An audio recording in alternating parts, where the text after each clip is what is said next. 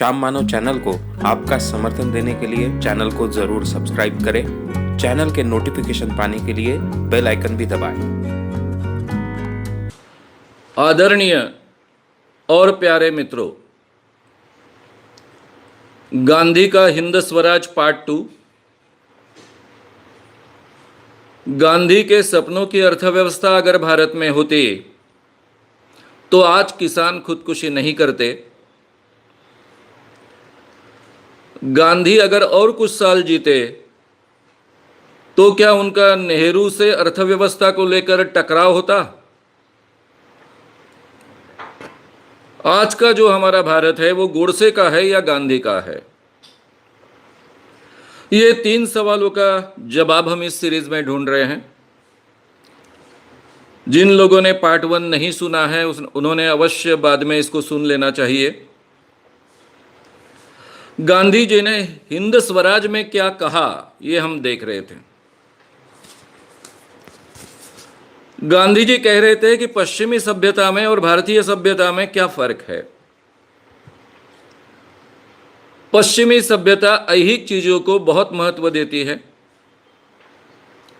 शरीर के भोग को बहुत महत्व देती है, और इस दुनिया के सभी धर्मों ने सिखाया है कि ऐहिक चीजों के बारे में उदासीन होना चाहिए, उसको ज़्यादा महत्व नहीं देना चाहिए, और जो हमारी आंतरिक चीजें हैं, आंतरिक विकास की बातें हैं, उसको ज़्यादा महत्व देना चाहिए।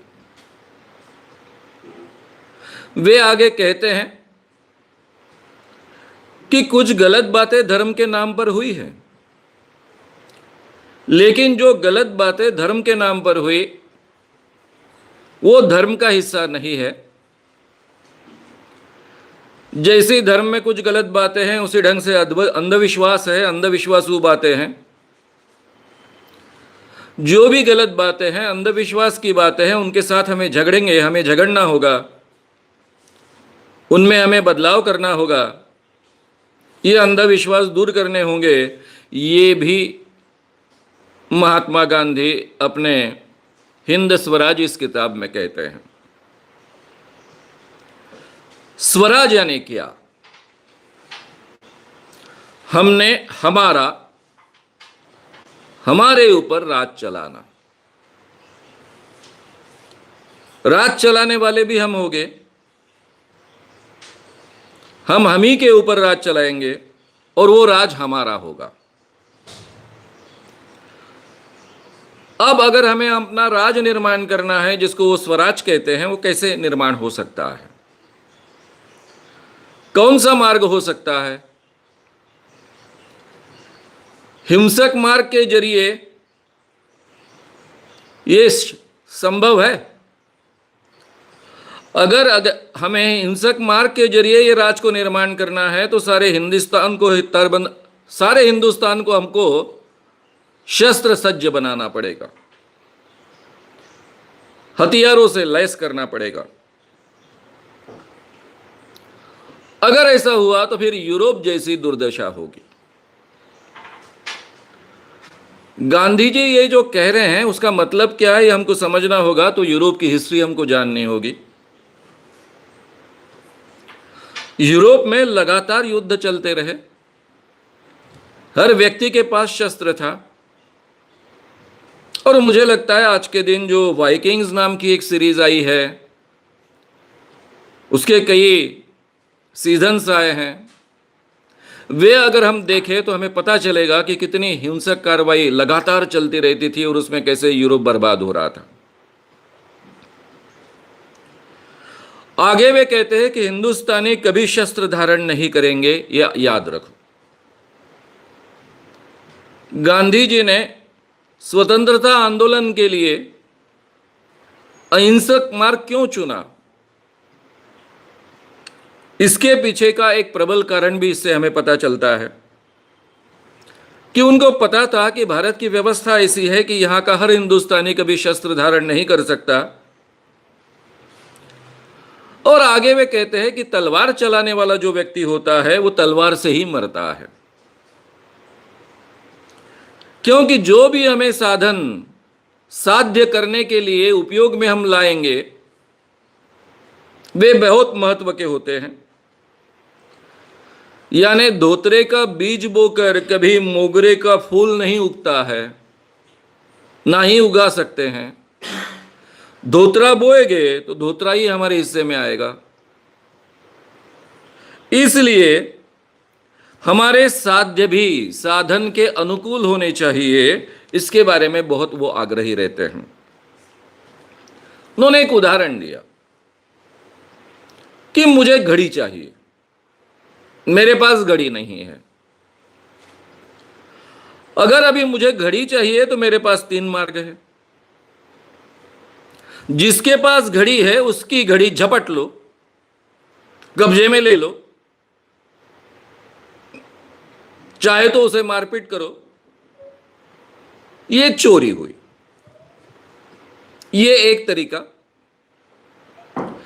दूसरा तरीका है कि मेरे पास अगर पैसे हैं तो मैं पैसे दूंगा और वो घड़ी उस व्यक्ति से बिकत लूंगा। लेकिन यहां तीसरा मार्ग भी है,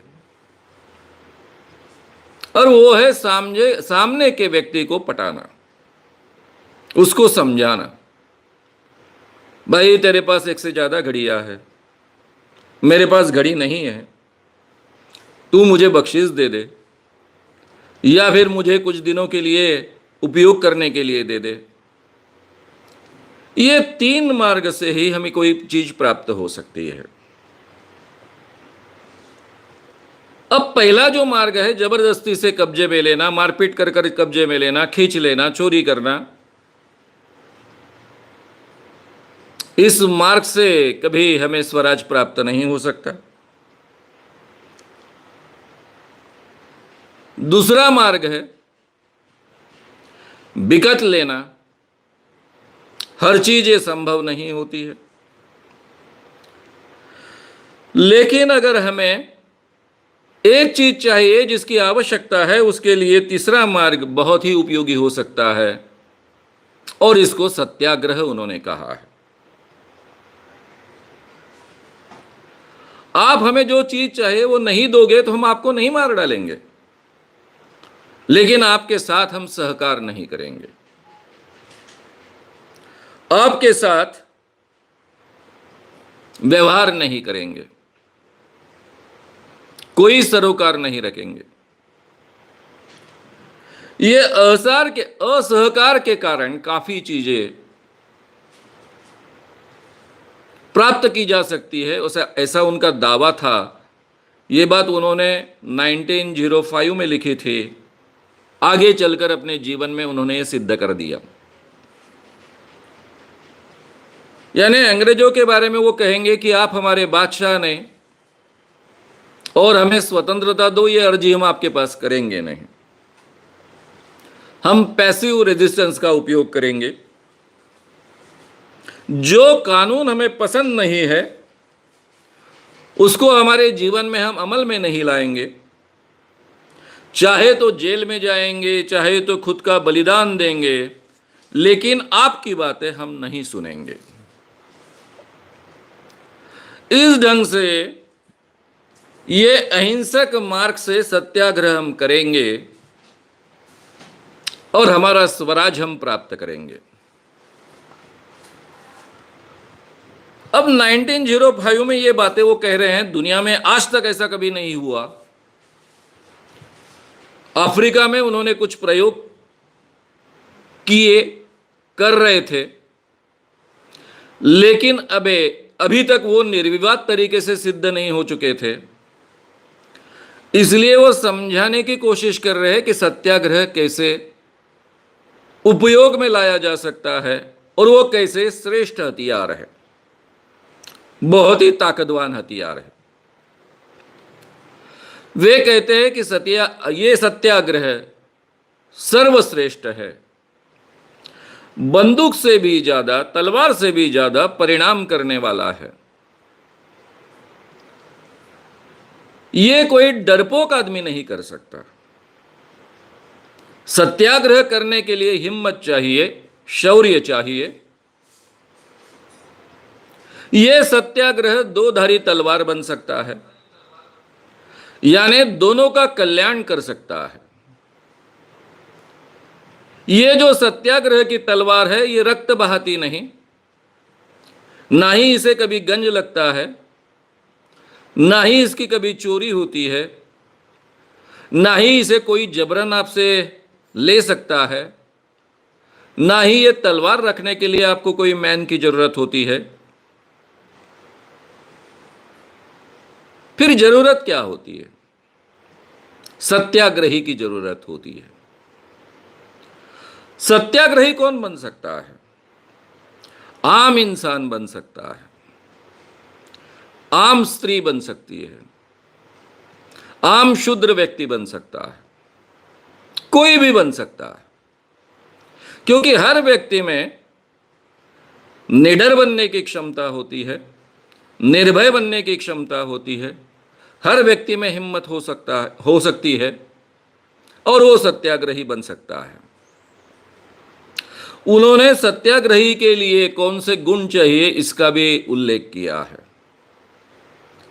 एक तो उसमें आत्मसंयमन चाहिए, अपने शरीर के भोग कम करने की क्षमता चाहिए, गरीबी स्वीकारने की तैयारी चाहिए, यानी सादा जीवन जीने की तैयारी चाहिए, किसी भी अवस्था में सत्य की साथ देने की तैयारी चाहिए, और असीम निर्भयता चाहिए। वही व्यक्ति सत्याग्रही बन सकता है। अब गांधी जी ने 1905 में यह बात कही, 1950 में वो भारत में आए। शुरुआत में उन्होंने भारत को देखा, 1917 से उनके आंदोलन शुरू हुए चंपारण से, और आगे हमने देखा कि पूरे भारत में हजारों की तादाद में आम इंसान उनके सत्याग्रह में शामिल होते गए। अंग्रेजों के तोपों के आगे, बंदूकों के आगे, उनके पुलिस के लठ के आगे डटे रहे, मार खाते रहे, लेकिन जगह न छोड़ी। इतनी निर्भयता आगे चलकर हमने पूरे भारत के लोगों में देखी है। यानी 1905 में जो कहते थे उन्होंने आगे चलकर कर दिखाया, और उसी के माध्यम से हमें हमारी स्वतंत्रता प्राप्त हुई। जो उन्होंने इस किताब में कहा है हिंद स्वराज, उसका सारांश मैंने आपके सामने रखा। उसका मतलब मैं थोड़ी देर में आपके सामने पूरी तरह से खोलकर रख रहा हूं। मैंने आपके सामने उल्लेख किया था कि गांधी जी ने हिंदुस्तान का आर्थिक इतिहास नाम का रमेश चंद्र दत्त जी का किताब पढ़ा था। यह जो किताब थी उससे वे काफी प्रभावित हुए थे। वे जानते थे कि यंत्र की मार पड़ी, इसीलिए हिंदुस्तान बर्बाद हुआ। इसका एग्जैक्टली मतलब क्या है मैं आपके सामने रखने वाला हूं। हमारे यहां के जो भी स्किल्स थे, कौशल थे, ट्रेंड कारागिर थे, वो पूरी तरह से बर्बाद हुए, नष्ट हुए। इसलिए वे कहते हैं कि केवल मैनचेस्टर बंद गिराना ये हमारा काम नहीं है, इंग्लैंड का, ब्रिटेन का। नहीं तो वहां पर मैनचेस्टर हम बंद कराएंगे और यहां पर अपना मैनचेस्टर शुरू करेंगे, तो हिंदुस्तान में अगर हम मैनचेस्टर करेंगे तो पैसा तो यही रहेगा, लेकिन वही पैसा हमारा लहू पिएगा। तब आपके मन में यह सवाल खड़ा होगा कि भाई अगर हमारे देशी मिलें हैं, बड़े बड़े उद्योग हैं, भारतीय लोगों ने निर्माण किए हैं, तो ये भारतीय लोगों ने निर्माण की हुई बड़ी बड़ी मिलें, बड़े बड़े उद्योग भारतीयों का लहू कैसे पिएगा? ये सवाल तो आपके मन में खड़ा होगा। फिर आगे चलकर वो कहते हैं कि स्वराज की पुकार है, और इसी 1905 के किताब में वो कहते हैं कि अंग्रेजों हिंदुस्तान छोड़ो, हम लड़ते लड़ते मरेंगे। आप हमेशा कहते हो कि हम हमारी शासन व्यवस्था संभालने लायक नहीं है। एक बार स्वराज प्राप्त करने के बाद अगर हमारी अव्यवस्था है, अराजक है, फिर भी हम सहन करेंगे, हम अपनी व्यवस्था लगाएंगे। आप हिंदुस्तान छोड़ो। ये स्वराज इसी किताब में कहते हैं, अपना अंत वहीं करते हैं, किताब का अंत वहीं करते हैं। अभी ये किताब बहुत ही सादे शब्दों में लिखी है। यहां जो बारीकियां अर्थव्यवस्था की आई, उसके बारे में स्पष्ट रूप से हर व्यक्ति को समझना बड़ा मुश्किल है। मुझे भी ये किताब समझने के लिए इतनी आसान भाषा में होने के बावजूद 2 बार पढ़नी पड़ी, तब उसकी बारीकियों को मैं पकड़ पाया। इस किताब को समझना होगा तो हमें हमारी भारत की और पूरे दुनिया की अर्थव्यवस्था को भी समझना होगा। और इसलिए मित्रों, अभी उस विषय में मैं आपको ले जाता हूं। मैं जानता हूं कि अर्थव्यवस्था की हर बात में किसी को, हर एक को रुचि नहीं होती है। कुछ ही लोगों को इस बारे में रुचि होती है। मैं बहुत ही आसान भाषा में आपके सामने रखूंगा, लेकिन हमें अगर हमारा देश समझना है, आज का देश समझना है, तो ये बातें हमको समझ ही लेनी पड़ेगी। जो अपने आप को देश प्रेमी कहता है, मेरे देश पर प्रेम है, इसका मतलब देश के भूमि पर केवल प्रेम नहीं होता है। देश में जो जिंदा लोग हैं उन पर मेरा प्रेम है, यह उसका सही मतलब होता है। भूमि पर भी प्रेम है और इसमें जो लोग हैं उन पर भी मेरा प्रेम है। तो हमें यह अर्थव्यवस्था समझनी होगी। गांधी जी ने जो कहा कि 5000 साल तक हम टिके रहे, इतने आक्रमण हुए फिर भी टिके रहे, क्योंकि हमारी देहातों की व्यवस्था एक स्वतंत्र अर्थव्यवस्था, सामाजिक व्यवस्था थी, एक इंडिपेंडेंट अर्थव्यवस्था थी। इसका मतलब हमने समझ लेना चाहिए। अगर ये ठीक ढंग से हम समझ पाए तो रमेश चंद्र दत्त ने जो the economic history of British India नाम की जो किताब लिखी है, उसका मतलब हम समझ पाएंगे। अदरवाइज उसका भी मतलब हम समझ नहीं पाएंगे। भारत पूरे देहातों से बना था। शहरों की संख्या बहुत कम थी अंग्रेज आने के पूर्व, यानी करीबन मोर देन 90% भारत हमारा देहातों में बसा था। और ये देहात की एक व्यवस्था थी। हर देहात एक यूनिट होता था और इस यूनिट में हर तरह का काम करने वाले कारागिर होते थे, जिनको कहा गया है 12 बलूतेदार। इसमें बढ़ई होता था जो लकड़े का काम करे, लोहार होता था जो लोहे का काम करे, बुनकर होता था जो बुनाई का काम करे, कुम्हार होता था जो मटके और मट्टी के काम करे, बर्तन बनाने का काम करे। पूरी जो व्यक्तियों की, कुटुंबों की, गांव की आवश्यकता है, वो पूरी करने वाली पूरी यंत्रणा गांव में ही होती थी। किसान होते थे।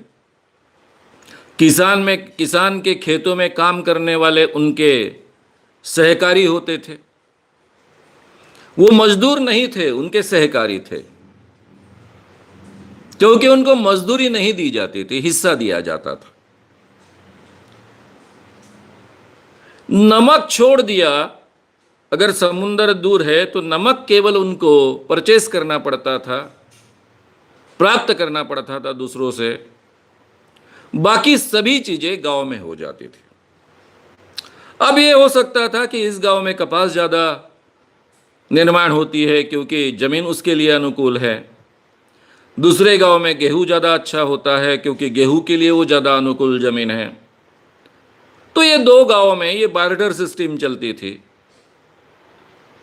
लेकिन इसके पास इतनी कपास होती थी कि उसके बजाय वो गेहूं वहां से उठा सके और ये दूसरा गांव पहले गांव को गेहूं दे सके और कपास ले सके, ऐसी व्यवस्था थी।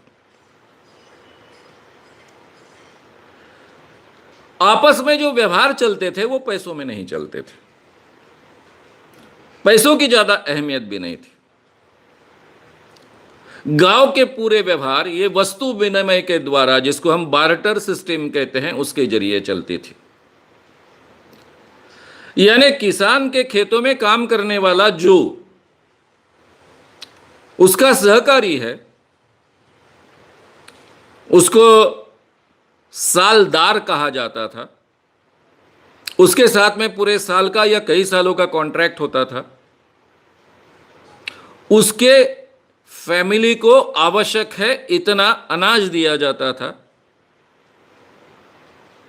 अगर उसके घर में गाय नहीं है और कि ये किसान के घर में गाय है, दूध दिया जाता था, छाछ दिया जाता था।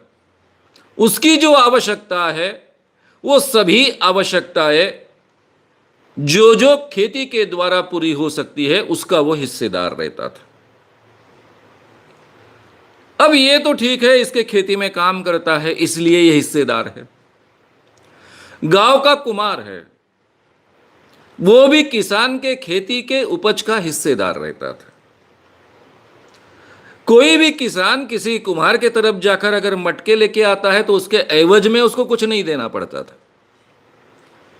साल भर में जितनी चीजें उसको चाहिए कुम्हार उसको पहुंचा देता, और पूरे गांव के किसान मिलकर उसके फैमिली को जितना आवश्यक है उतनी खेती की उपज उस तक पहुंचा देते।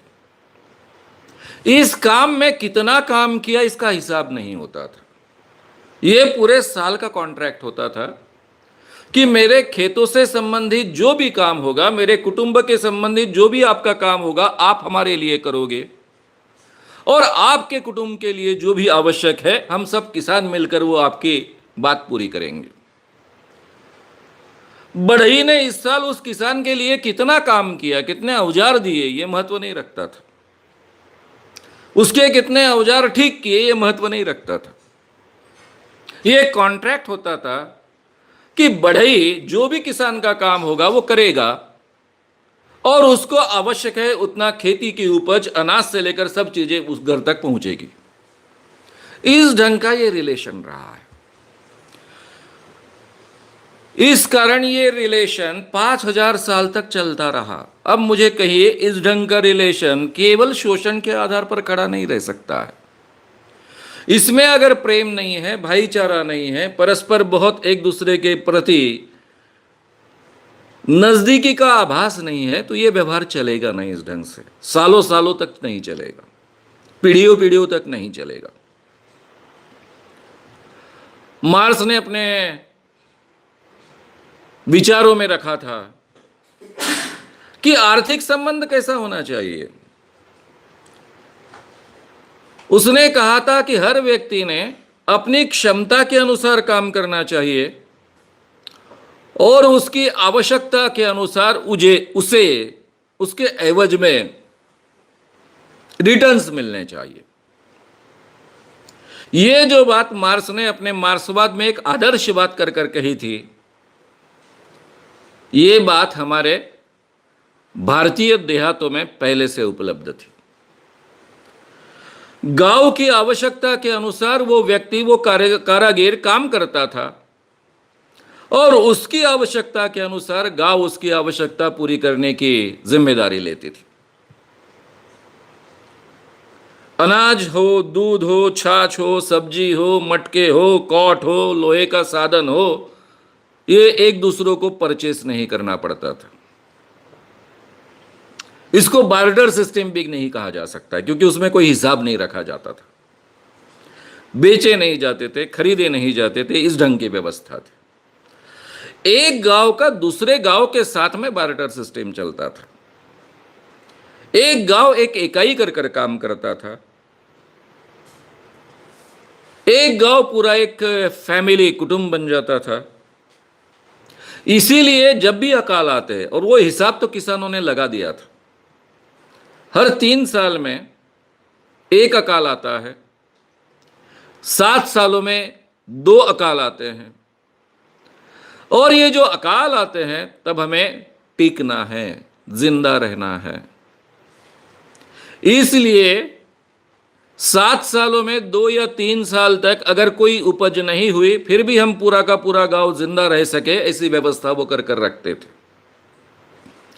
अनाज को, आवश्यक चीजों को संभाल कर रखते थे। इसलिए अंग्रेज आने के पहले पूरे भारत में अकाल में बहुत ज्यादा लोग नहीं मरे। जब भी मरे हैं, कोई राजा के, जमींदार के अत्याचार के कारण मरे हैं। यानी किसानों ने जो अकाल के लिए अनाज जमीन में रख दिया था, जमीन के अंदर बड़े बड़े कुएं रहते थे, उसको अलग अलग नाम है, मराठी में उसको पेव कहते हैं, उसमें अनाज रखा जाता था। अगर कोई जमींदार बहुत दुष्ट है या फिर वहां का राजा बहुत ही महत्वाकांक्षी है, वो बार बार युद्ध करना चाहता है, उसको युद्ध के लिए पैसा चाहिए, तो फिर जबरदस्ती से वो ज्यादा अनाज किसानों से ले जाता। ऐसी अवस्था में अकाल में लोग मरे। लेकिन ये नेचुरल अकाल जो आते हैं, 3 साल में एक बार, 7 साल में 2 बार, उसमें कैसे टिके रहे, इसकी पूरी यंत्रणा इन गांवों ने विकसित कर ली थी। अब मित्रों, इसमें छेद कौन देता था, या फिर इस व्यवस्था को तहस नहस कौन करता था? सभी शासक। राजा लोग एक दूसरे के साथ में झगड़ते रहते थे। इसमें कई राजा सत्ता पिपासु थे, बड़ा साम्राज्य खड़ा करना चाहते थे। अब बड़ा साम्राज्य खड़ा करेंगे तो कहां से खड़ा करेंगे? उसके लिए संपत्ति चाहिए। संपत्ति कौन पैदा करता है? किसान और गांव के लोग पैदा करते हैं, तो उनको लूटो। इसलिए किसी भी राजा का राज हो, इन गांवों को वो अपना राज नहीं लगता था। यही शिवाजी राजा की विशेषता है। शिवाजी राजा ये इतिहास का पहला राजा है जिसने एक सुराज निर्माण करने का प्रयास किया। ये राज मेरा नहीं है, हर मेरे राज के व्यक्ति का है, ऐसा उसको लगे, इस ढंग का वातावरण तैयार किया। किसानों की समस्याएं समझ ली। नई जगह अगर किसानों को वहां नया गांव खड़ा करना है, किसानों को बुलाना है, तो वे खुद फोकट में यानी बगैर बिकत लिए जमीन उपलब्ध करा देते थे, साथ करा देते थे, जो भी खेती के लिए औजार आवश्यक होते। और फिर जैसे जैसे आपकी उपज बढ़ेगी, धीरे धीरे वो रिटर्न में ले लूंगा, इस ढंग से व्यवहार करते थे। इसीलिए शिवाजी राजा ने नए नए गांव भी बसाए। अगर अकाल गिरा तो अपना लगान वसूल नहीं करते थे, लगान माफ कर देते थे। जब अच्छी फसल होगी तभी लगान लेते थे। उन्होंने अपनी पूरी राज्य व्यवस्था में किसानों को, गांव के लोगों को सम्मिलित किया था। इसीलिए शिवाजी राजा के राज को स्वराज कहा जाता है, सुराज्य कहा जाता है, अच्छा राज्य कहा जाता है। उसको रयतेचा राजा यानी जनता का राजा कहा जाता है। ये एक अगर अपवाद देखेंगे तो बाकी सभी शासक उनका शोषण करते थे। चाहे कितना भी बड़ा शासक हो, कितना भी बड़ा उसका साम्राज्य हो, चाहे मुस्लिम राजा हो, चाहे हिंदू राजा हो, चाहे कोई भी धर्म का राजा हो, उनके लिए तो शोषण करने वाला ही रहता था। उनसे उनका कोई सरोकार गांवों का नहीं होता था। उनके प्रति ना प्रेम होता था, ना विरोध होता था। अब इसमें एक सबसे बड़ी बात है, ये गांव बार बार उजाड़े जाते युद्ध के कारण, अकाल के कारण नहीं। अकाल के कारण गांव उजाड़ा नहीं जाता था। वो व्यवस्था उन्होंने कर ली थी, उसके साथ में जीना सीख लिया था। लेकिन किसी राजा ने आक्रमण किया, गांवों को बर्बाद किया,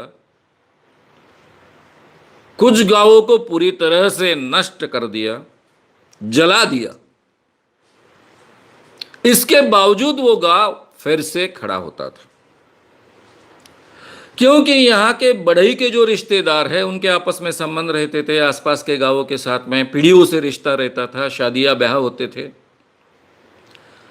इस गांव में बढ़ई अभी बचा नहीं है, तो ये बढ़ई के दूसरे गांवों के कोई रिश्तेदार उठकर यहां आते थे, लोहार के रिश्तेदार आ जाते थे, कुम्हार के रिश्तेदार आ जाते थे, तेल निकालने वाले के रिश्तेदार आ जाते थे, किसानों के रिश्तेदार आ जाते थे, और कुछ ही सालों में पहले जैसे वो गांव खड़ा हो जाता था।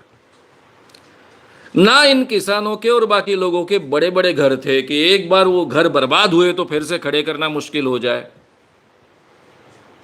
इजीली खड़े कर सके फिर से। इसी ढंग के घरों में वो रहते थे, जो घर नेचर के साथ में जुड़े हुए थे। इसलिए फिर से वो गांव खड़ा होता था, जिंदा होता था, उस गांव का नया जीवन शुरू हो जाता था। इसलिए 5000 सालों तक इस देश पर बार बार आक्रमण हुए। केवल बाहर के लोगों के आक्रमण नहीं हुए, शक-हुणों के आक्रमण केवल हुए, मुस्लिमों के केवल आक्रमण हुए, ये दिमाग में से निकाल दो। इसी देश में जिनको अपना राज स्थापित करना था, अपना साम्राज्य बढ़ाना था, सम्राट बनना था, उनके भी आक्रमण बार बार होते गए। इसके बावजूद ये देश जिंदा रहा, क्योंकि यहां का गांव जिंदा रहा, क्योंकि यहां का गांव स्वतंत्र यूनिट था, और मरने के बाद भी उसको जिंदा होने की उसमें क्षमता थी। ऐसी यंत्रणा थी, ऐसा एक ताना बाना था, आर्थिक ताना बाना था, सामाजिक ताना बाना था। अब इसी में से चलकर आगे जाति व्यवस्था शायद आप कह सकते हो कि निर्माण हुई होगी, पनपी होगी, या फिर बहुत ही दृढ़ हुई होगी, ये आप कह सकते हो। इन गांवों में शुरुआत के दिनों में आपको कहीं अस्पृश्यता नहीं दिखती है, क्योंकि अस्पृश्यता अगर गांवों में होती तो इस ढंग का काम ही नहीं होता। ये कहीं तो भी बाद में अंदर घुस गई। अब कैसे घुसी, क्या घुसी, इसके बारे में चर्चा हो सकती है, लेकिन उसके बारे में कोई सटीक ऐतिहासिक दस्तावेज उपलब्ध नहीं है। लेकिन जो साधारणतः 1500 साल पहले के राज की बात जानकारी हमें मिलती है, तो वहां तो अस्पृश्यता होने की कोई गुंजाइश नहीं दिखती है, क्योंकि पानी के स्रोत एक होते थे, सब लोग एक ही जगह से पानी उठाते थे। इसके कई प्रमाण हमको भारत में मिलते हैं। ये बाद में कभी तो भी निर्माण हुआ। अभी तो हम जानते हैं कि अस्पृश्यों के लिए अलग से पानी के स्रोत होने चाहिए थे, उनके कुएं अलग होते थे। एक ही अगर नदी है तो वही भी ये जगह ऊंचे स्तर के लोगों के लिए, इस जगह पर कोई भी दलित व्यक्ति या फिर अस्पृश्य व्यक्ति नहीं आ सकता है। इस ढंग की कोई भी चीजें पहले थी नहीं, भारतीय परंपरा में हमको दिखाई देता है। यानी शायद जाति व्यवस्था बन रही थी, लेकिन अस्पृश्यता निर्माण नहीं हुई थी, छुआछूत की बीमारी निर्माण नहीं हुई थी, ये हम कह सकते हैं। अब ये साल कौन सा होगा, 1500 साल पहले का होगा, 2000 साल पहले का होगा, ये निश्चित करना बड़ा मुश्किल है, क्योंकि हमको उस ढंग का ऐतिहासिक लेखन नहीं मिलता है। फिर भारत में मुस्लिम शासक आए। पहले तो मुस्लिम लोग केवल भारत को लूटने के लिए आए थे, क्योंकि ये भारत सोने की चिड़िया था।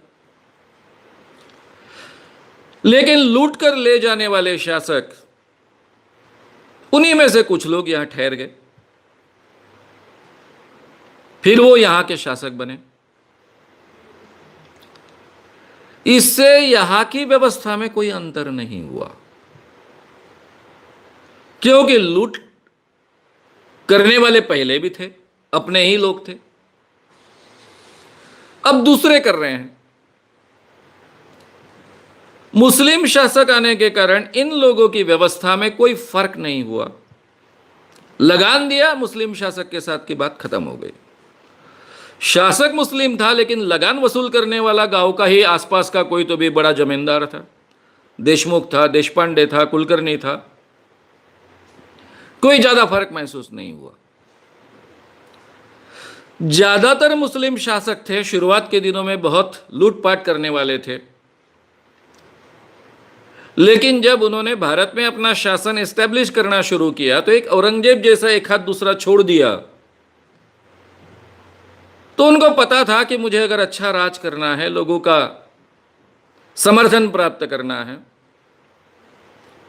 बड़ा राजा बनना है, तो एक हद से लोगों की लूट करेंगे तो उसका फायदा नहीं होगा। इतना तो उनको सीखना पड़ा। इसलिए मुस्लिम राजा आने के बाद भी भारतीय ये व्यवस्था में, देहातों की व्यवस्था में, स्वयंपूर्ण अर्थव्यवस्था में ज्यादा अंतराल पैदा नहीं हुआ, ज्यादा फर्क नहीं हुआ। ना ही ये मुस्लिम व्यवस्था ने, राजाओं ने, ये देहातों की जो स्वयंपूर्ण व्यवस्था भारत में थी उसको डिस्टर्ब करने का काम किया। हाँ, उन्होंने धर्म परिवर्तन को प्रोत्साहन दिया, ये बात सही है, लेकिन ये धर्म परिवर्तन होने के बाद भी ये व्यवस्था कायम रही। फर्क इतना ही हुआ कि पहले का लोहार था, अब मुस्लिम लोहार बना। पहले का बुनकर था, अब मुस्लिम बुनकर बना। पहले का बढ़ई था, अब मुस्लिम बढ़ई बना। यानी जो गांवों की व्यवस्था थी, 12 बलूतेदार और किसान इनके, ये व्यवस्था मुस्लिम शासकों के दरमियान भी कायम रही। यानी अंग्रेजों का जब तक प्रवेश हुआ तब तक कायम रही। इसलिए भारत का बहुत बिगड़ा नहीं। ठीक है, शोषण होता रहा, सभी तरीके का शोषण होता रहा, फिर भी भारत जिंदा रहा। स्थानीय लोगों में धर्म परिवर्तन हुआ। वैसे भी धर्म के बारे में हमारे समाज में, भारत में इतनी विविधता थी, फिर भी एकता थी। हम अपने आप को ना हिंदुस्तानी कहते थे, ना भारतीय कहते थे, लेकिन फिर भी आपस में जुड़े हुए थे। ये एक तरफ था। पहले से अलग अलग भाषाओं की आदत थी, अलग अलग परंपराओं की आदत थी, अलग अलग रहन सहन की आदत थी। कभी तीर्थस्थल जाएंगे तो जाते जाते अलग अलग कल्चर से हमारा परिचय होता था। अलग अलग होने के बावजूद फिर भी हम एक थे, ये भावना तो डेफिनेटली 5000 सालों में निर्माण हुई थी। इसलिए उसमें भी मुस्लिम शासक आने के बाद में ज्यादा अंतराल पैदा नहीं हुआ, और ज्यादा तक मुस्लिम शासकों ने इसमें हस्तक्षेप भी नहीं किया। इसलिए यह ताना बाना वैसे ही रहा। अंग्रेज आए, उसके बाद में क्या हुआ, यह बहुत ही महत्व का हिस्सा है। अगर हमको भारत को समझना है तो अंग्रेज आने के बाद में इस व्यवस्था में क्या अंतर हुआ, यह हमको बहुत ही अच्छे ढंग से समझ लेना आवश्यक है। और यहां पर हमें रमेश चंद्र दत्त, इनकी जो किताब है the economic history of British India, उसको समझना होगा।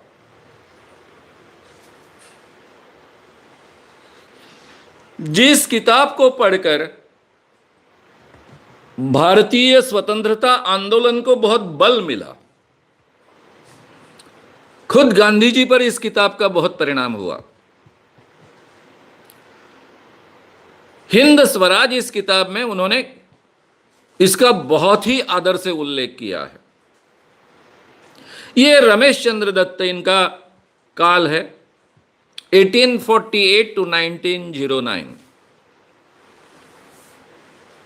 कौन थे ये व्यक्ति? उस जमाने में, यानी शुरुआत की पीढ़ी है, ये अंग्रेज गवर्नमेंट में सिविल सर्वेंट थे, आईसीएस ऑफिसर जिसको बाद में कहा गया, उस ढंग के ऑफिसर थे। बहुत विद्वान गृहस्थ थे, ब्रिटेन में पढ़ चुके थे। उन्होंने 1902 में the economic history of British India, यानी ब्रिटिश आने के बाद जो इंडिया बना उसके बारे में पार्ट 1 लिखा। 1904 में इसका पार्ट सेकंड प्रसिद्ध हुआ। इसके 2 खंड है। कभी मैं ये 2 खंडों के ऊपर एक स्वतंत्र प्रोग्राम करूंगा। लेकिन मित्रों, अभी जो हमें आवश्यक चीजें हैं वो हम इस किताब के जरिए समझ लेंगे। 1757 में,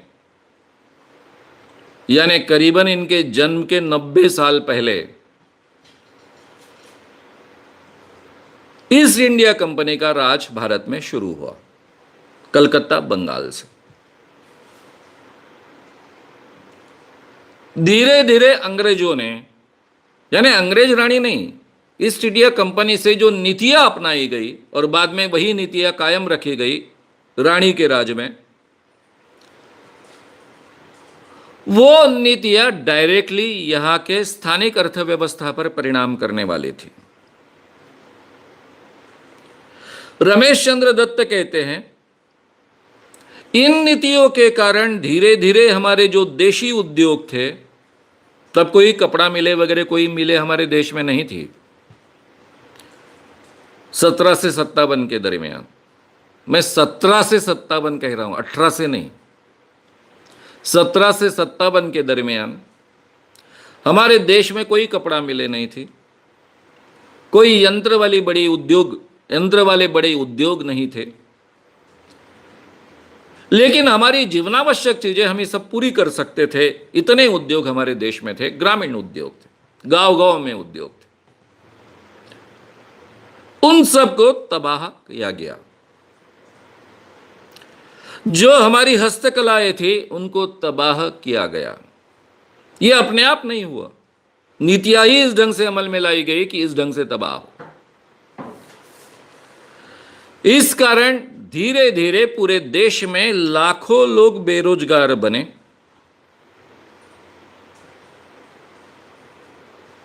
अभी जैसा कि कपड़ा बनने लग गया इंग्लैंड में, अब इंग्लैंड में बना हुआ कपड़ा, भारत के कपास, अंग्रेजों ने कपास का उत्पाद करने के लिए प्रोत्साहित किया। पहले भी कपास भारत में उगती थी, लेकिन अभी बहुत प्रोत्साहित किया, हम ज्यादा दाम आपको देंगे, लोभ दिया। खेतीहरों ने जहां कपास ज्यादा उग सकती है ऐसे एरियाज में, जिसमें विदर्भ था, जिस प्रांत से मैं आया हूं, वहां बड़े पैमाने पर रेलवे निर्माण की गई। खेतीहरों को, किसानों को कपास उगाने के लिए प्रोत्साहित किया गया। और ऐसे जहां जहां बड़े पैमाने पर कपास उग सकती है, वहां से पूरा कपास निकालकर ब्रिटेन में पहुंचाया गया, वहां कपड़े बुने गए। अब ये बुने हुए कपड़े कौन लेगा? भारत तो बहुत विशाल देश है, हर व्यक्ति को कपड़ा कंपलसरी चाहिए, कपड़े के बिना तो रह नहीं सकता है। ऐसी स्थिति में सबसे बड़ा ग्राहक तो भारत में है। यहां से कपास ले जाना, जहाजों से इंग्लैंड भेजना, वहां से उसके कपड़े बुनना, और फिर वही कपड़े यहां आकर हम लोगों को बेचना। अब हमारे गांव गांव में कपड़े बनते थे। अगर बुनकर गांव गांव में कपड़े बनाएगा तो ठीक है, हमारे कपड़े खुरदरे रहेंगे, लेकिन कितने सस्ते रहेंगे? गांव में बने हुए कपड़े, तो इनके कपड़े कौन लेगा? जहाजों में लाद कर ब्रिटेन से यहां तक। इसलिए उन्होंने सबसे पहले गांव के बुनकरों को खत्म किया। नीतियां ही ऐसे निर्माण की कि बुनकर काम ही ना कर सके, बुनकर का कपड़ा महंगा हो, बुनकर का कपड़ा खरीदने की आप इच्छा ही ना रखें। व्यवस्था ही ऐसे निर्माण की। और केवल ये बुनकर के बारे में नहीं हुआ, हर चीज के बारे में आगे आगे चलकर धीरे धीरे होता गया। इसलिए गांव में जो अलग अलग कारागिर थे, अलग अलग स्किल्ड लोग थे, अपने अपने क्षेत्र में एक्सपर्ट थे, उनके हाथ से काम निकल गया। तेली के हाथ से तेल निकालने का काम निकल गया, बढ़ई के हाथ से बढ़ई कारागिरी करने का काम निकल गया, लोहार के हाथ से लोहे का काम करना निकल गया।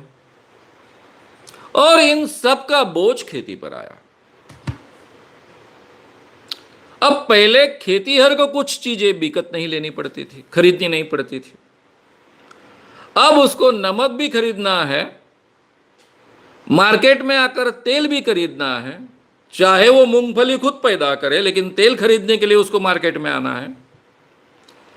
चाहे वो कपास पैदा करे, लेकिन कपड़ा खरीदने के लिए उसको मार्केट में आना है। इसी को तो इकोनॉमिक्स कहते हैं। इकोनॉमिक्स का पहला नियम है कि हर व्यक्ति ने मार्केट में आकर खरीदना चाहिए। तो सरकार का उस इकोनॉमिक्स पर कंट्रोल रहता है, अदरवाइज नहीं रहता है। पारस्परिक उगाएंगे लोग, गांव गांव में बांट लेंगे, तो सरकार का उस पर कंट्रोल नहीं रहता है, ना इकोनॉमिक्स के नियम अमल में लाए जा सकते हैं। इसलिए हर चीज मार्केट में आनी चाहिए, यह हमको इकोनॉमिक्स में सिखाया जाता है।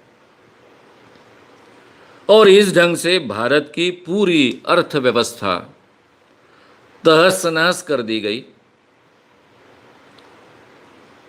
खेती पर का बोझ बढ़ा और उसमें पूरी तरह से खेती चरमरा गई। लोगों का रहन सहन गिर गया, लोगों का जीवन स्तर गिरा, यानी आवश्यक चीजें भी उनको प्राप्त नहीं होते गई। हम में से ज्यादातर लोग मानते हैं कि अंग्रेज भारत में आने के बाद भारत का बहुत विकास हुआ, भारत के अर्थव्यवस्था का बहुत नुकसान हुआ। भारत एक स्वयंपूर्ण देश था, उसको बर्बाद किया गया। इस बात को हम भूल जाते हैं। हाँ, साइंटिफिक बातें कुछ आई हमारे देश में। पहले जैसे एपिडेमिक्स के कारण, ये जो फैलने वाले रोग होते उस कारण बड़े पैमाने पर लोग मरते थे, उसका प्रमाण कम होते गया, वगैरह वगैरह ऐसी चीजें होते गई। लेकिन जो हमारी अर्थव्यवस्था का पूरा ढांचा था वो पूरी तरह से खत्म किया गया। आगे चलकर रमेश चंद्र दत्त कहते हैं कि 1858 से 1905 तक करीबन इस 50 सालों में 1.5 करोड़ किसान और देहाती लोग अकाल में मारे गए। जबकि भारत की जनसंख्या 20-25 करोड़ के आसपास होगी, उसमें 1.5 करोड़ लोग मारे गए 50 साल में, जो भारत के इतिहास में पहले कभी नहीं हुआ था। ना ही मुस्लिम शासकों के जमाने में हुआ था, ना ही उसके पहले के जमाने में हुआ था। वे लिखते हैं वहां पर, इतने बड़े पैमाने पर लोग क्यों मारे गए? क्योंकि किसानों के पास जो गोदाम रहते थे गांव गांव में, कुएं में अनाज रहता था, वही सब अंग्रेजों ने खींच लिया था, जबरन टैक्स के वसूलने के आधार पर। अंग्रेज लोग अपना गवर्नमेंट चलाने के लिए, शासन चलाने के लिए बहुत खर्च करते थे, और ये सभी खर्च वसूल करने के लिए किसानों से बड़े पैमाने पर लगान लेते थे, अनाज लेते थे। केवल किसान जिंदा रह पाए, रात दिन खेतों में काम कर पाए, इतना ही उसके लिए छोड़ देते थे। जबकि भारत का किसान पहले,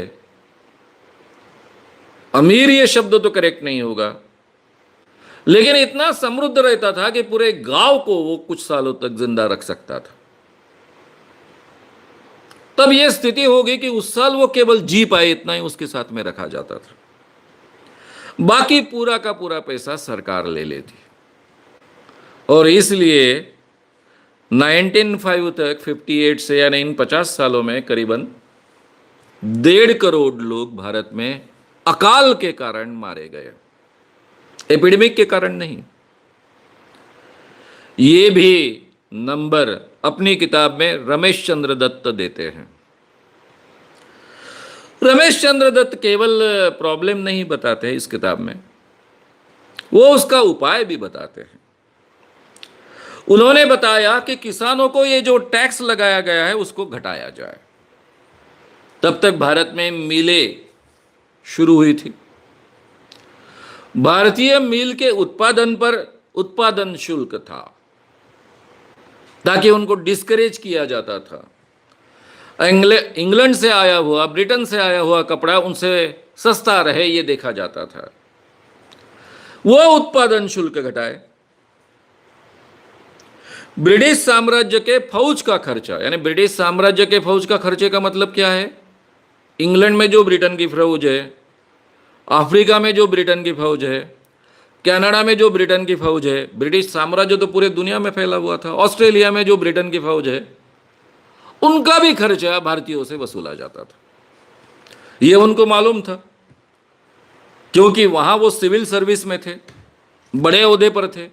आगे चलकर जिसको आईसीएस कहा गया, अभी हम उसको आईएएस कहते हैं, उस सर्विसेज में थे। तो उनको सरकार किस ढंग से काम करती है इसकी बहुत बारीकियां मालूम थी, नंबर्स उनके पास अवेलेबल थे।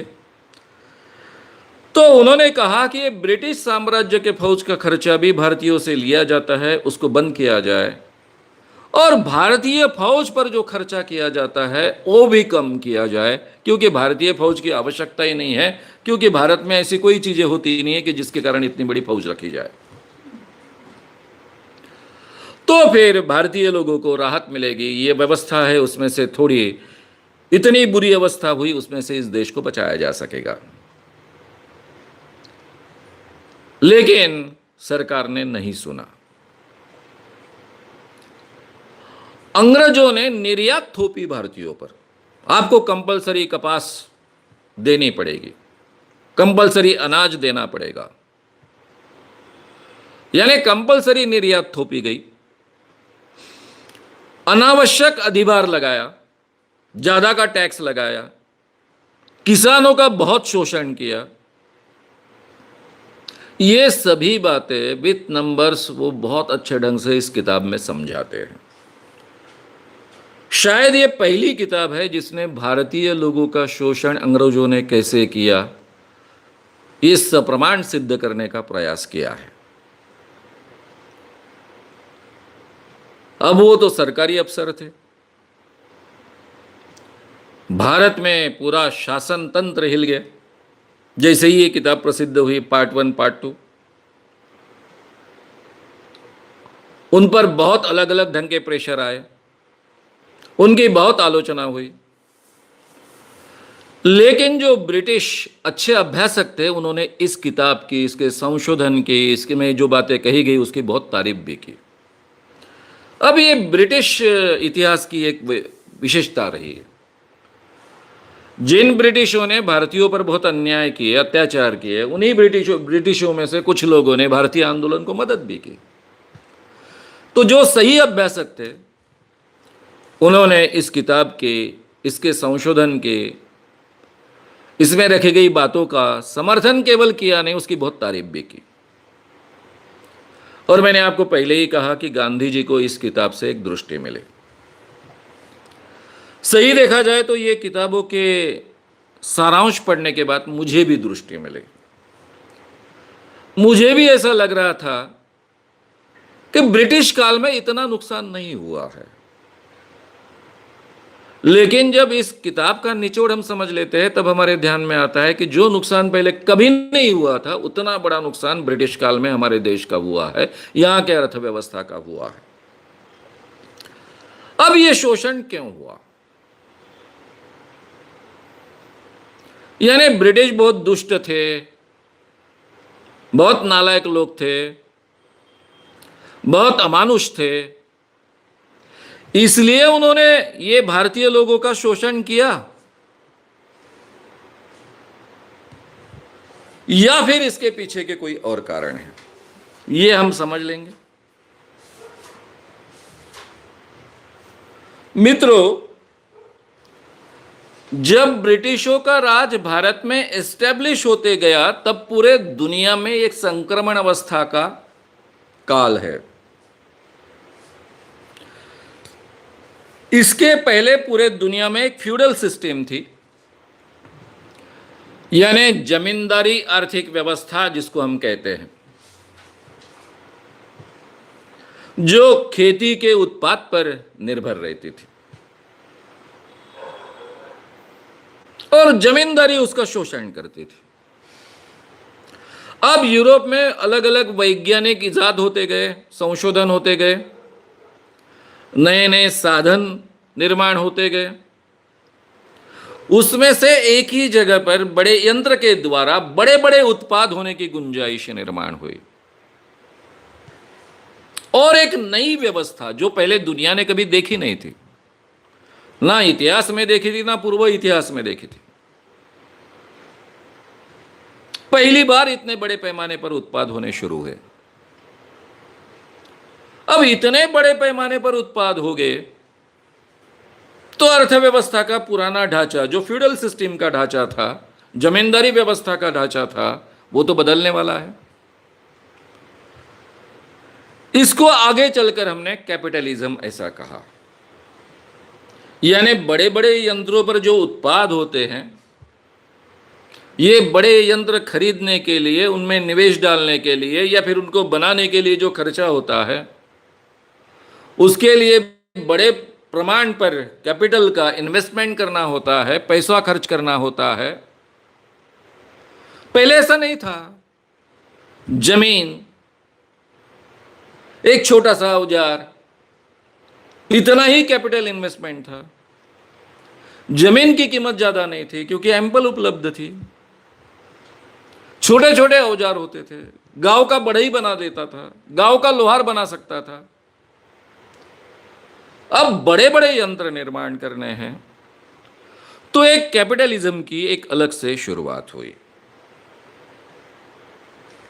और इसके जो फायदे शुरुआत के दिनों में हमें दिखे, उसके कारण पूरा का पूरा यूरोप अभिभूत हुआ। उसको लगा कि कुछ तो भी नया जिन हमें प्राप्त हुआ है। जिन यानी जो चमत्कार से कुछ चीजें तैयार करता है, वो जिन की बात कर रहा हूं मैं। और इस कारण बड़े बड़े यंत्र लगाए गए, एक ही जगह बड़े पैमाने पर उत्पाद होने लग गया। अब पहले मार्केट की व्यवस्था की कोई चिंता नहीं थी, गांव में चीजें बनती थी। अगर भारत के बारे में सोचे या फिर फ्यूडल सिस्टम पूरे दुनिया में थे उसके बारे में सोचे,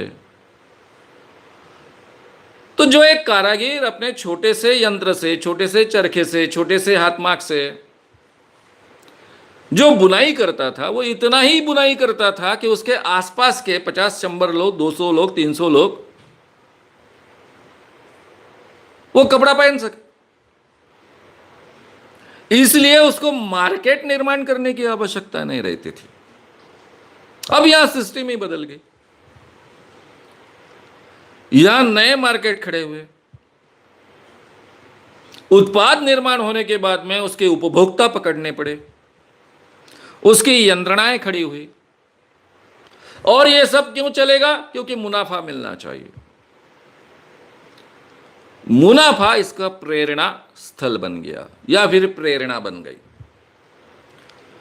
पहले लोग काम करते थे, इसकी प्रेरणा केवल मुनाफा नहीं थी, जिंदा रहना थी, अच्छे ढंग से जीना था। अब मुनाफा प्रेरणा बनी। अब मित्रों, मुनाफा तो ज्यादा चाहिए। विकास कैसा होगा कि एक के पास कुछ पैसा है क्योंकि वो बहुत बड़ा जमींदार है या फिर सरदार है या फिर नोबल है या फिर राजा है, उसने कई युद्ध किए हैं, दूसरों की संपत्ति लूटी है और उसके पास पैसा है। ये पैसे से वो एक यंत्र तैयार करेगा।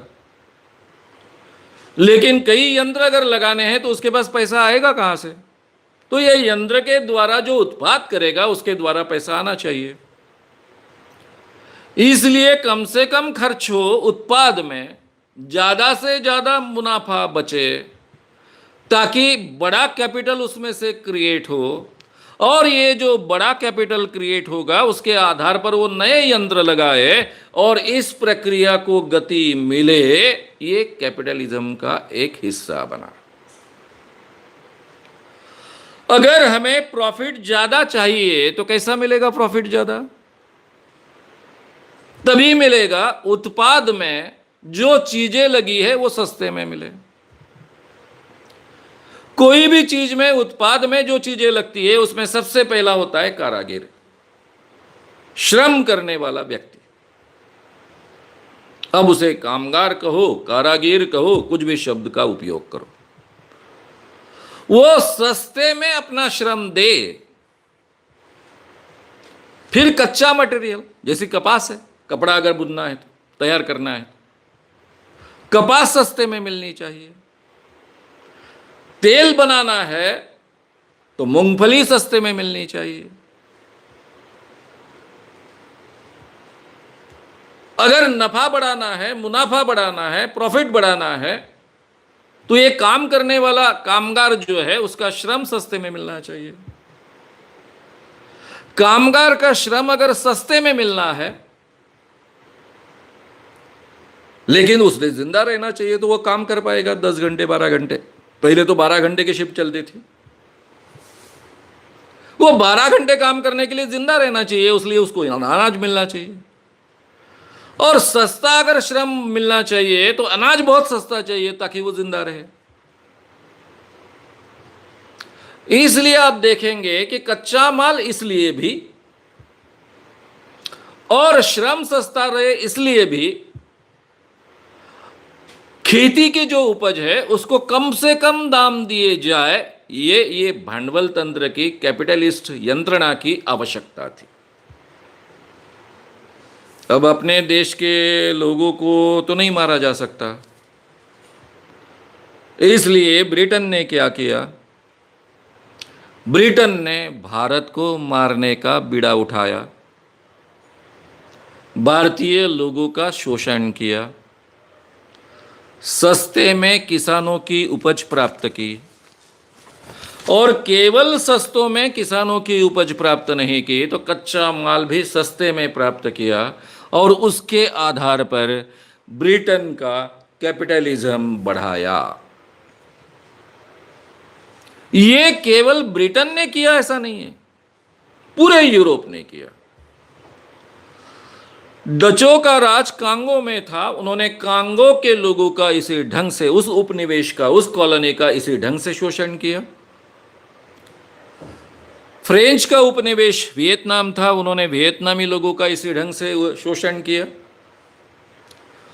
पोर्तुगीजों का रोडेशिया में था, उन्होंने रोडेशियन लोगों का इसी ढंग से शोषण किया, और इस शोषण के आधार पर यह कैपिटलिज्म बढ़ा।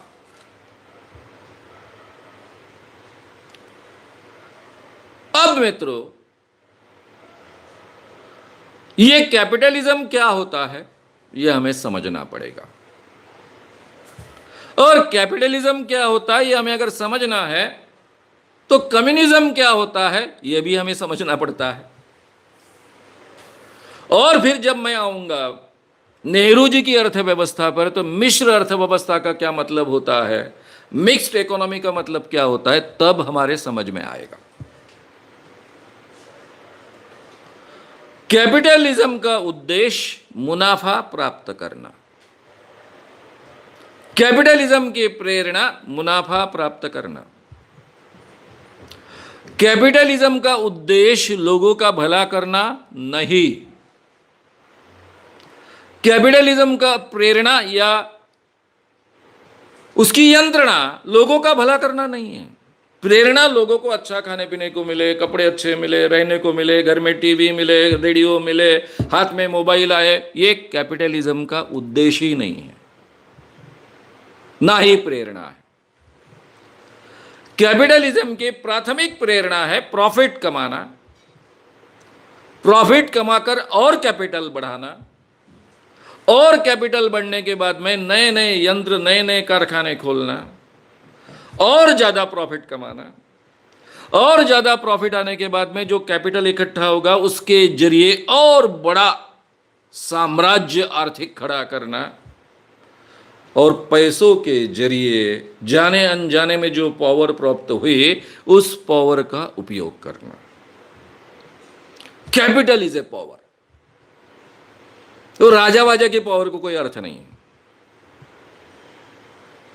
अभी तो देश का प्रधानमंत्री कौन बने ये कैपिटलिस्ट करते हैं, ये स्थिति आ गई। तो ये पावर कैपिटलिज्म की है। तो इन शॉर्ट कैपिटलिज्म का मतलब क्या? कैपिटल इन्वेस्ट करना। अब ये कैपिटलिस्ट कौन बने? पहले से जिनके पास में पैसे है, सोना है, ये सोना कहां से आया? युद्ध के जरिए लोगों से प्राप्त किया, लूटा। यानी जो पहले के सरदार थे, जमींदार थे, वही शुरुआत में कैपिटलिस्ट बने। कैपिटल इन्वेस्ट करो, बड़ी बड़ी मशीनें लगाओ, सस्ते में कामगार उपलब्ध कराओ, सस्ते में कच्चा माल प्राप्त करो। इसलिए कच्चा माल कहां से आता? मैक्सिमम खेती उत्पाद से आता। श्रम अगर सस्ता रखना है, कामगार को कम वेतन देना है, यह कब संभव होगा? जब अनाज सस्ता होगा, खाने पीने की चीजें सस्ती होगी, तेल सस्ता होगा, दूध सस्ता होगा। यानी किसान जो उपज करता है वो चीजें सस्ती होगी तो ही श्रम सस्ता होगा, तो ही कच्चा माल सस्ता होगा, मुनाफा बढ़ेगा। और इसलिए मित्रों, पूरे दुनिया में ये दुनिया का जो पहला उत्पाद का व्यवसाय है खेती, उसी को मारने का काम हुआ। उसको क्यों जिंदा रखा गया?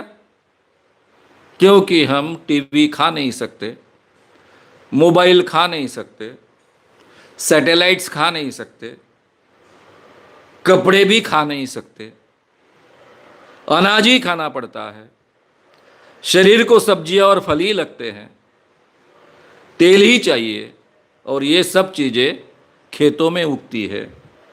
इसलिए कोई तो भी हमको जिंदा रखने वाला जिंदा चाहिए, तो वो उगाएगा। गधा है, गधे जैसा काम करते रहेगा, हमारे लिए रात दिन मरते रहेगा, और उसके बिना हम जी नहीं सकते, इसलिए इनको जिंदा रखा।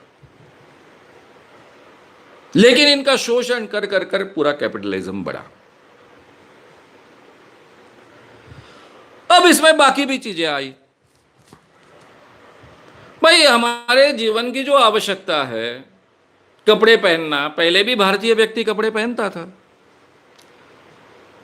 साल में उसको 2-3 धोती काफी रहती थी। ऊपर में बंडी या शर्ट पहनता था, 2-3 काफी हो गए। अब 2-3 ही कपड़े पहनेगा तो उत्पाद कैसा बढ़ेगा? उत्पाद का सेल कैसा बढ़ेगा? मुनाफा कैसे बढ़ेगा? तो ये मानसिकता निर्माण करना आवश्यक हुआ कि भाई जो अच्छे कपड़े पहनता है, महंगे कपड़े पहनता है, वो ज्यादा प्रतिष्ठित, वो ज्यादा सम्माननीय। सादे आप खादी के कपड़े पहनते हो, सादे कपड़े पहनते हो, तो आप फालतू आदमी हो। सूट बूट टोट टाई पहनना चाहिए तो आप प्रतिष्ठित। यह गुलामी मानसिकता है। जो भी अपने आप को कोट सूट टाई में कुछ महसूस करता है, वो अंदर बाहर से गुलाम है, कैपिटलिस्टिक गुलाम है। यह हमारे समझ में नहीं आता। ये धारणाएं हमारे मन में डाली गई।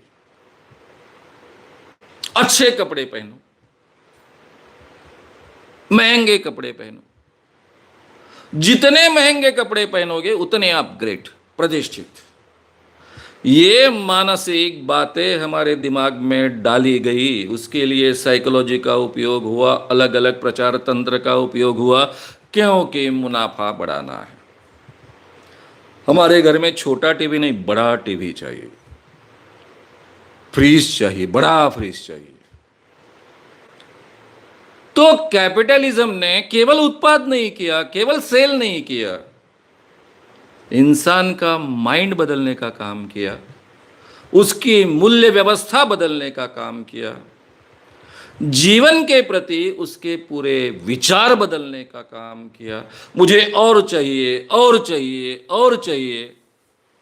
इसी को महात्मा गांधी पश्चिमी सभ्यता कहते हैं, कि जो इतनी लोभ भरी है कि उसको कोई अंत नहीं है, उससे पूरी पृथ्वी नष्ट हो जाएगी। ऐसा उन्होंने ऑलरेडी कहा था, जिस दिशा में हम बढ़ रहे हैं।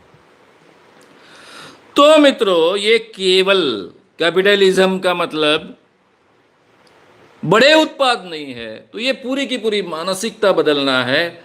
इन शॉर्ट, हर व्यक्ति को कमोडिटी बना देना है, चीज बना देना है। कैपिटलिज्म, कैपिटलिस्टिक विचार व्यक्ति के तरफ इंसान कर कर नहीं देखते, ग्राहक कर कर देखते हैं। वो हमारा ग्राहक है, वो एक कमोडिटी है, उसकी मानसिकता हमको खरीदनी है, उसको हमें कंपेल करना है ये चीजें खरीदने के लिए। इसके लिए साइकोलॉजी से लेकर प्रचार तंत्र से लेकर हर चीज का उपयोग किया गया। हमारी विकास की कल्पनाएं भी बदली गई।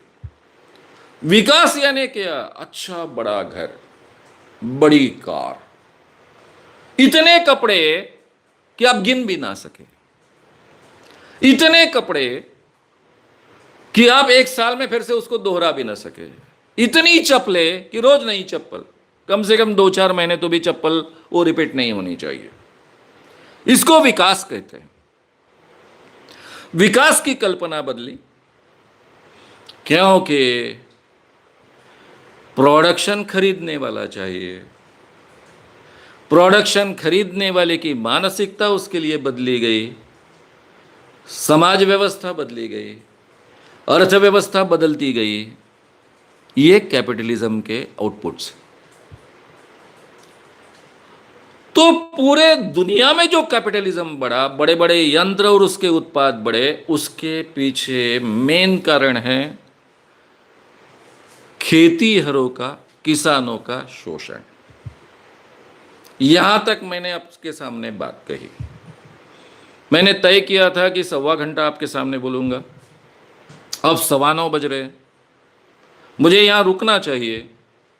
हम यहां तक आए हैं, अब कैपिटलिज्म का एग्जैक्ट मतलब आपके सामने मैंने रख दिया। अब इसके आउटकम क्या होते हैं? ये शोषण जो होता है, उसके लिए हमारे प्लानिंग कमीशन के उपाध्यक्ष, जो सही माने में अध्यक्ष होते हैं क्योंकि प्रधानमंत्री उसके अध्यक्ष होते हैं, धनंजय राव जी गाडगे, जो पुणे के थे, गोखले इंस्टीट्यूट के प्रमुख थे, और हमारे प्लानिंग कमीशन के, इंडियन प्लानिंग कमीशन के उपाध्यक्ष थे, वाइस चेयरमैन थे। उन्होंने ये शोषण कैसे होता है, जिन्होंने 4th और 5th पंचवार्षिक योजना अमल में लाने का पूरी नींव रखी, या फिर उन्हीं के आधार पर पूरी वो योजना अमल में आई है 4th and 5th, वही कैसे कहते हैं कि यह इंडियन फार्मर्स का शोषण हमारी ही गवर्नमेंट यानी इंडियन गवर्नमेंट कैसे करती है। इसका जो उदाहरण उन्होंने दिया था, उसके साथ में हम नेक्स्ट सेशन में देखेंगे ये शोषण कैसे होता है। मार्क्स इसके बारे में क्या कहता है, कैपिटलिज्म में, कम्युनिज्म में क्या फर्क है, और हमारी नेहरू जी ने जो मिश्र अर्थव्यवस्था, मिक्स्ड इकोनॉमी अमल में लाई, ये दोनों से भिन्न कैसी है, लेकिन उसमें भी यहाँ के किसानों का शोषण करने की यंत्रणा हमने कैसे जानबूझकर, समझकर उपयोग में लाई, ये भी बात हम नेक्स्ट सेशन में समझेंगे। श्याम मानव चैनल को आपका समर्थन देने के लिए चैनल को जरूर सब्सक्राइब करें। चैनल के नोटिफिकेशन पाने के लिए बेल आइकन भी दबाएं।